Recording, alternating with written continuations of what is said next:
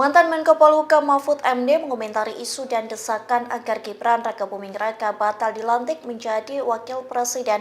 Menurut Mahfud MD, Gibran tetap harus dilantik.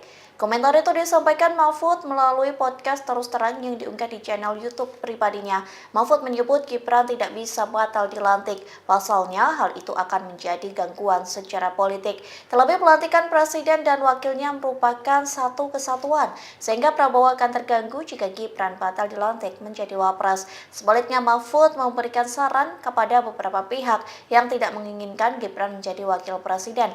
Mantan Capres nomor urut 3 itu menyebut Gibran bisa ditindak setelah dilantik menjadi wapres. Lantas Mahfud mengatakan tindakan itu bisa disebut sebagai negosiasi baru untuk membangun keadaban di dalam bernegara.